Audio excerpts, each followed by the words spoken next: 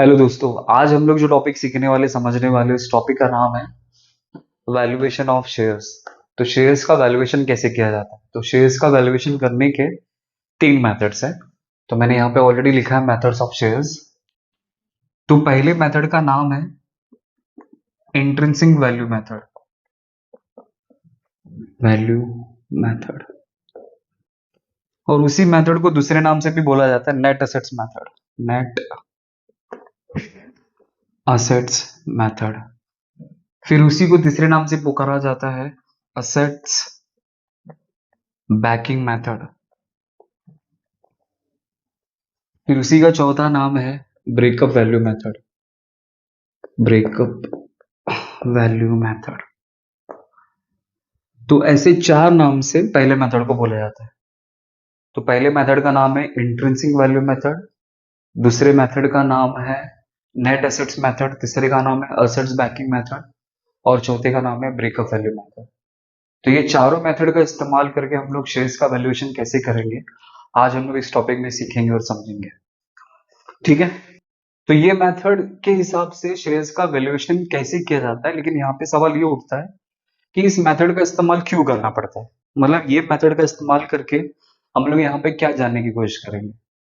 तो यहाँ पे इसका पर्पस क्या मालूम है कि इस मेथड को अगर मैं इस्तेमाल करूंगा तो इस मेथड का मेन पर्पस है कि जिस दिन कंपनी लिक्विडेट होने वाली रहेगी। लिक्विडेट लिक्विडेट का मतलब आप लोग ऐसा समझो कि जिस दिन कंपनी डूबने वाली रहेगी तो उस दिन मुझे उस दिन मुझे मेरे एक शेयर्स के बदले में मुझे कितना पैसा मिलेगा, या कितना पैसा मुझे मिलना चाहिए, या कितना पैसा मिलेगा। तो ये पता लगाने के लिए हम लोग को इंट्रिंसिक वैल्यू मेथड का इस्तेमाल किया जाता है। वापस एक बार बोल रहा हूँ। फर्स्ट मेथड को चार नाम से पुकारा जाता है। तो इस मेथड का मेन पर्पस यहाँ पे क्या है कि जिस दिन कंपनी लिक्विडेट होगी, जिस दिन कंपनी बंद होने वाली रहेगी, उस दिन वो कंपनी मेरे एक शेयर्स के बदले में मुझे कितना पैसा रिटर्न करेगी। जैसे समझो कि मैंने उस कंपनी का 1,000 शेयर्स खरीदा है, 1,000 शेयर्स ऑफ ₹200 ईच, और मैंने ₹200 में एक शेयर्स को खरीदा था। ठीक है। लेकिन जिस दिन कंपनी बंद होगी उस दिन कंपनी मुझे 1,000 शेयर्स के बदले में, सॉरी, एक शेयर्स के बदले में कंपनी मुझे कितना पैसा रिटर्न करेगी, वो अगर मुझे जानना है तो मैं इस मेथड का इस्तेमाल करूंगा जिसका नाम है इंट्रिंसिक वैल्यू मेथड। ओके। तो इंट्रिंसिक वैल्यू मेथड के हिसाब से अगर वैल्यू करना है, वैल्यू पर शेयर अगर मुझे निकालना है तो कैसे निकालते हैं? तो इसका फॉर्मूला है net assets available to equity share holder divided by number of equity shares. Number of equity shares. Okay. तो ये फॉर्मूला इस्तेमाल करके हम लोग आसानी से एक शेयर्स का वैल्यू जान सकते हैं कि जिस दिन कंपनी डूबने वाली उस दिन मुझे एक शेयर्स के बदले में कितना पैसा मिलेगा। तो net assets available to equity share holder का मतलब क्या हो गया मालूम है कि जिस दिन कंपनी डूब रही है उस दिन कंपनी को क्या करना पड़ेगा कि कंपनी जिन जिन लोगों से पैसा लिया रहेगा कंपनी उन सारे के सारे लोगों को पैसा रिटर्न कर देगी। आखिर में जो पैसा बच जाएगा, मतलब आखिर में जो इक्विटी शेयर होल्डर को पैसा देने के लिए जो पैसा बच जाएगा उसी चीज को बोला जाता है net assets available to equity share holder. मतलब आप लोग ऐसा समझो कि कंपनी के पास टोटल है समझो 10 लाख रुपए। असेट्स को बेच के समझो कि कंपनी के पास आया 10 लाख रुपए। ये समझो असेट्स रियलाइज्ड। असेट्स को बेचा और 10 लाख रुपए मिला। अब इस 10 लाख रुपए में से कंपनी अपने सारे के सारे एक्सटर्नल लाइबिलिटीज को माइनस कर देगी। तो समझो कि कंपनी ने अपने सारे एक्सटर्नल लाइबिलिटीज को माइनस कर दिया 6 लाख रुपीज। तो बचा कितना? 4 लाख रुपए। ठीक है। अब ये 4 लाख में से फिर कंपनी को क्या करना पड़ता है कि कंपनी को अपने शेयर होल्डर को पैसा रिटर्न करना पड़ता है। तो कंपनी के पास दो टाइप का शेयर होल्डर होता है, एक होता है इक्विटी शेयर होल्डर, दूसरा होता है प्रेफरेंस शेयर होल्डर। तो जब इन दोनों को पैसा देना पड़ता है ना, तो सबसे पहले कंपनी को प्रेफरेंस शेयर होल्डर का पैसा पे करना पड़ता है, देन इक्विटी शेयर होल्डर। तो समझो कि क्वेश्चन में प्रेफरेंस शेयर कैपिटल का पैसा पे करना है समझो 2 लाख रुपए। तो कंपनी ने वो 2 लाख रुपीज भी पे कर दिया। तो आखिर में इक्विटी शेयर होल्डर को बेच देने के लिए कितना पैसा बच गया? 2 लाख रुपीज बच गया। तो ये जो 2 लाख रुपीज बच गए ना, इसी को आप लोग बोलेंगे net assets available to equity share holder. मतलब आखिर में कितना पैसा बच गया इक्विटी शेयर होल्डर को पैसा देने के लिए। ओके, तो 2 लाख रुपीज बच गया तो वो अपना नेट एसेट्स हो गया, तो मैं यहाँ पे 2 लाख लिख दूंगा। ठीक है, नंबर ऑफ इक्विटी शेयर्स मतलब हाँ जो कंपनी का हमने शेयर्स खरीदा है उस कंपनी में total number of equity share holder है समझो 1000। मतलब कंपनी ने पास्ट में 1000 शेयर्स बेचा है, ठीक है, तो सबको एक शेयर्स के बदले में कितना पैसा मिलेगा, तो जीरो से जीरो गया, जीरो से जीरो गया, जीरो से जीरो गया, नीचे वन जो रहता है उसका कोई मतलब नहीं रहता। इसका मतलब एक शेयर्स के बदले में कंपनी कितना पैसा पे करेगी मालूम है, 200 रुपीज। तो जैसे मैंने वही, तो 1000 मैंने शेयर्स परचेस किया था, पूरा का पूरा शेयर्स मैंने खरीदा था, और एक शेयर्स कितने में था, 200 रुपीज में मैंने परचेस किया, तो इसका मतलब मुझे 200 रुपीज मिले, मतलब नो प्रॉफिट नो लॉस। तो इस तरह इंट्रिंसिक वैल्यू मेथड का इस्तेमाल करके शेयर्स का वैल्यूएशन किया जाता है। तो ये तो मैंने आपको ऐसे ही रफली आपको बताया कि कैसे कैलकुलेशन करना है, but net assets available to equity share holder को भी निकालने का टेक्निक है जो मैं आपको बता रहा हूँ, ऑलरेडी आपको मालूम है। यहाँ पे लिख के दिखाता हूँ, तो net assets available to equity share holder अगर मुझे पता लगाना है तो कैसे करने का, टोटल असेट में से माइनस करने का एक्सटर्नल लायबिलिटीज, माइनस करने का preference shares capital, minus total asset में से माइनस करने का एक्सटर्नल लायबिलिटीज, माइनस करने का प्रेफरेंस शेयर्स कैपिटल, प्लस करने का कॉल इन एरियर्स अगर लिख के दिया होगा तो बेसिकली कॉल इन एरियर्स क्या होता है, लेस होता है। तो कॉल इन एरियर्स का मतलब क्या होता है कि कुछ ऐसे शेयर होल्डर थे जिन लोगों ने आधा पैसा भरा और आधा पैसा भरना बाकी है, तो कंपनी को उनको भी उसके हिसाब से पैसा पे करना पड़ेगा। अब जैसे कि मैंने किसी कंपनी का 100 रुपए का एक शेयर खरीदा है जिसमें से मैंने अब तक सिर्फ 80 रुपीज ही पे किया है, 20 रुपीज मेरा पे करना बाकी है। ठीक है, तो 80 रुपीज पे जब मतलब मैंने जो 80 रुपीज पे किया तो मेरा शेयर पार्टली पेड अप हो गया, तो कंपनी को कितना पैसा और मिलना बाकी है, 20 रुपीज, तो ये कंपनी का कॉल इन अरियर्स हो गया समझो। तो कंपनी इसी को भी कंसिडर करती है, मतलब ये भी पैसा कंपनी के पास आने वाला तो उसको भी ऐड ऑन कर लेगी, फोन करके मंगा लेगी कि भाई साहब, ओ भाई साहब आपका जो 20 रुपए भरना बाकी है ना प्लीज आके भर दो करके, तो समझो वो लोग ने भर दिया तो उसको ऐड ऑन कर देना बस। फिर फाइनल आपका आंसर आ जाएगा, फिर उसके अंदर गुडविल अगर लिख के दिया रहेगा क्वेश्चन में या फिर अपने वैल्यूएशन किया रहेगा उसको ऐड ऑन कर दो, तो आपको आपके सवाल का जवाब मिल जाएगा। मतलब इस तरह मुझे net assets available to equity share holder आ जाएगा, फिर इसको यहाँ पे लिख देना, फिर इसको डिवाइड कर देना नंबर ऑफ इक्विटी शेयर से, आपको वैल्यू पर शेयर आ जाएगा। तो ये था आपका इंट्रिंसिक वैल्यू मेथड, जिसको आप चार नाम से पुकारा जाता है, तो एग्जाम में कोई भी नाम आपको लिख के दिया रहेगा उस नाम का इस्तेमाल करके आप लोग शेयर्स का वैल्यूएशन कर लेना। ठीक है, फिर हमारे दूसरे मेथड का नाम होता है yield value method. Yield value method.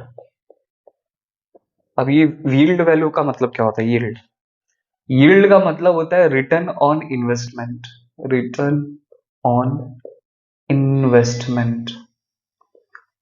तो ये टेक्निक का क्यों इस्तेमाल किया जाता है, मतलब इस टेक्निक का इस्तेमाल करके हम लोग क्या पता लगाने की कोशिश करते हैं कि मुझे शेयर्स का वैल्यू तो पता लगाना, लेकिन इसमें क्या पता लगाएंगे हम लोग, तो यहाँ पे पता लगाने का यही पर्पस है कि मैं जिस कंपनी का शेयर्स खरीद रहा हूं तो फ्यूचर में उस कंपनी का फ्यूचर में उस कंपनी का मार्केट प्राइस क्या होगा, उसके शेयर्स का मार्केट प्राइस क्या होगा, वो पता लगाने के लिए जो टेक्निक हमें यूज करना पड़ता है जिसे कहते हैं यील्ड वैल्यू मेथड। यील्ड का मतलब होता है इनकम, मतलब आपने जो पैसा इन्वेस्ट किया है उसके रिटर्न में आपको कितना पैसा मिल रहा है। समझो कि आज आप लोगों ने 150 रुपीज के आपसे शेयर्स को परचेज किया है, बट फ्यूचर में आपको जानना है कि फ्यूचर में उस कंपनी का मार्केट प्राइस क्या हो सकता है, तो 200 भी हो सकता है, 250 भी हो सकता है, 120 भी हो सकता है, या 300 भी हो सकता है। तो मुझे जानना है कि 150 का मैं आज शेयर्स खरीद रहा हूं तो फ्यूचर में उस कंपनी के मार्केट प्राइस अगर 200 होगा तो ही मैं परचेस करूंगा, अगर 120 होगा तो मैं परचेस नहीं करूंगा। तो ऐसे लोगों के लिए भी ये फिर यील्ड वैल्यू मेथड काम आता है। ओके, तो इसमें अगर मुझे शेयर्स का वैल्यूएशन करना है तो मैं कैसे कर सकता हूँ, तो इसमें भी दो मेथड है, बट मोटा मोटी एमकॉम लेवल पे और बीकॉम लेवल पे और बैफ लेवल पे, और शायद किसी को बीबीआई में भी आ जाता है। तो मैं एक कॉमन फॉर्मूला आपको बना के दे रहा हूँ, बस वो यूज कर लेना, आपको हर समय आपको काम आ जाएगा। तो सबसे पहला हम लोग यहाँ पे निकालेंगे वैल्यू पर शेयर, कैसे निकाला जाता है। तो इसको निकालने का फॉर्मूला है, समझो, rate of F M P upon normal rate of return into paid up value per share. अगर मुझे यील्ड वैल्यू मेथड के हिसाब से अगर शेयर्स का वैल्यूएशन करना है तो इसको निकालने का फॉर्मूला है rate of FMP upon normal rate of return into paid up value per share. तो ये रेट ऑफ एफएमपी तो हम लोग को फाइंड आउट करना पड़ेगा। नॉर्मल रेट ऑफ रिटर्न आपको क्वेश्चन में लिख के दिया रहेगा और paid up value per share भी आपको क्वेश्चन में लिख के दिया रहेगा। तो आपके लिए मेन टास्क क्या है? Rate of FMP. तो एफएमपी का रेट कैसे पता लगाए, हम लोग कैसे निकालें? तो आपको पास लेक्चर में मैंने जब गुडविल का वैल्यूएशन कराया था तो आपको पहला सुपर प्रॉफिट मेथड में मैंने आपको सिखाया था कि एफएमपी कैसे निकालते हैं। तो मैंने उस वीडियो में आपको बताया, तो वो प्लीज चेकआउट कर लेना, आपको पता चल जाएगा। तो फिलहाल मैं यहाँ पे ऐसा लिख देता हूँ कि आपको क्वेश्चन में जो भी एफएमपी लिख के दिया रहेगा वो यहाँ पे लिख देना, आपने जो फाइंड आउट किया रहेगा। मैं अब यहाँ पे क्या पता लगा रहा हूँ? रेट ऑफ एफएमपी पता लगा रहा हूँ। तो उसको पता लगाने के लिए आपको क्या करना है कि आपने जो भी एफएमपी फाइंड आउट किया रहेगा वो यहाँ पे लिख देना। फिर इसमें से माइनस करेंगे प्रेफरेंस डिविडेंड अगर क्वेश्चन में लिख के दिया रहेगा तो उसको माइनस कर देना। फिर इसमें से माइनस करेंगे ट्रांसफर टू रिजर्व वो भी माइनस कर देंगे। फिर इसमें प्लस करेंगे नॉन, चलो सीधा शॉर्टकट है,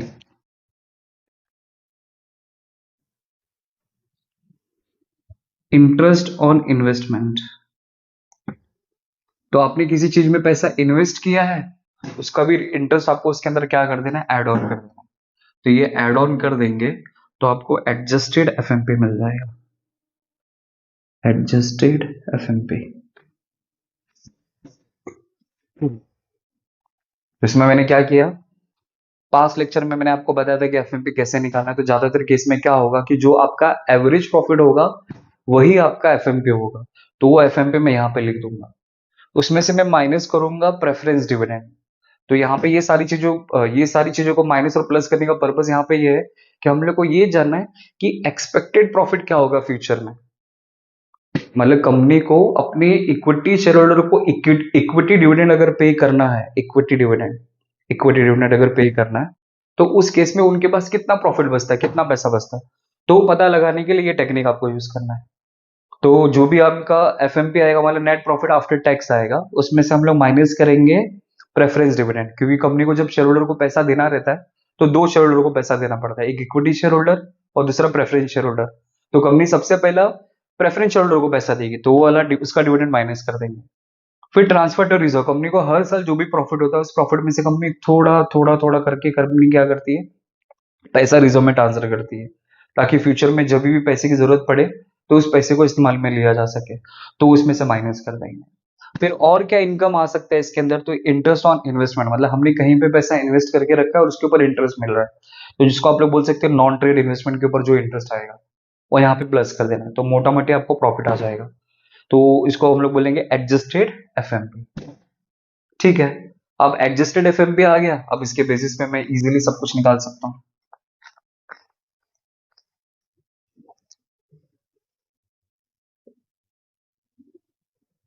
तो एडजस्टेड एफएमपी आ गया, अब मैं निकालूंगा रेट ऑफ एफएमपी। तो कैसे मिलेगा? Adjusted FMP upon equity share capital into 100। Okay, तो एडजस्टेड एफएमपी आपको यहां से मिलेगा, यहां से मिलेगा। तो एडजस्टेड एफएमपी आप लोग यहाँ पे लिख देंगे। तो समझो कि मैं मोटे मोटे यहाँ पे लिख देता हूँ 8 लाख रुपए मेरा एडजस्टेड एफएमपी आ गया, और इक्विटी शेयर कैपिटल है समझो 20 lakhs, क्वेश्चन में लिख के दिया रहेगा जो, इनटू 100 कर देना, आपको उसका रेट आ जाएगा। रेट मतलब परसेंटेज आ जाएगा कि फ्यूचर मेंटेनेबल प्रॉफिट, मतलब फ्यूचर में जो प्रॉफिट मुझे मिलने वाला है उसका रेट क्या है, 10%, 9%, 6%, वो यहाँ पे आ जाएगा बस। अब मेन फॉर्मूला हम लोग अप्लाई कर देंगे। तो मेन फॉर्मूला मतलब ये बात।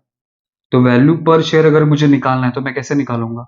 Rate of FMP. तो रेट ऑफ एफएमपी तो मेरे को यहां से मिल जाएगा upon normal rate of return, आपको क्वेश्चन में लिख के दिया रहेगा, into paid up value per share का मतलब क्या होता है? Paid up value per share का मतलब होता है कि मैंने किसी कंपनी का 10 रुपए का एक शेयर खरीदा है और अब तक मैंने 6 रुपीज ही पेड किया है और 4 रुपीज मेरा पे करना बाकी है। ओके, तो एक्चुअल में कितना वैल्यू पेड हुआ है वही आपको कंसिडर करके शेयर्स का वैल्यूएशन करना है। तो कितना आपने वैल्यू पेड किया है यहाँ पे? 6 रुपीज। तो यहाँ पे 6 रुपीज आ जाएगा, बस डिवाइड कर दो, आपको वैल्यू पर शेयर आ जाएगा। बस इस टेक्निक का इस्तेमाल करके हम लोग को पता चल जाएगा कि फ्यूचर में मार्केट में उस शेयर्स का वैल्यू क्या हो सकता है करके। तो जिसको बोलते हैं yield value method, yield value method को मार्केट वैल्यू मेथड भी बोलते हैं, मार्केट वैल्यू मेथड। ठीक है, and last and final fair value method.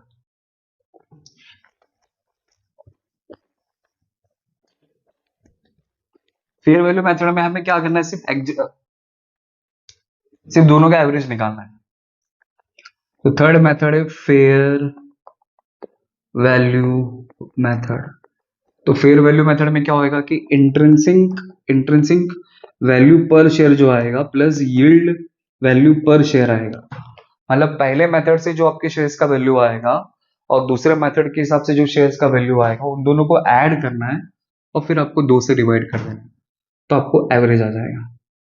और यही आपका हो जाएगा फेयर वैल्यू मेथड। मतलब फेयर वैल्यू मेथड में हम लोग शेयर्स का एवरेज निकालते हैं दोनों मेथड को इस्तेमाल करके। मतलब जिन लोगों को एवरेज जानना है, मतलब मोटा मोटी ऑन एवरेज क्या शेयर्स का वैल्यू हो सकता है फ्यूचर में, तो ये टेक्निक का इस्तेमाल करके हम लोग पता लगा सकते हैं। बस ये 3 मेथड अगर आपको आ गया, आराम से आप लोग वैल्यूएशन ऑफ शेयर्स का कोई भी सम सॉल्व कर सकते हैं इजीली। बट मैं जो बात कर रहा हूँ एमकॉम, बीकॉम, बीबीआई, बैफ उस लेवल की बात कर रहा हूँ। अब जो बच्चे सीए के बच्चे लोग तो उनका तो लेवल एकदम हायर होगा, बट मोटा मोटी भी इतना भी कर लेंगे तो आप लोगों का काम हो जाएगा। ठीक है, आई होप आपको समझा रहेगा। Thank you.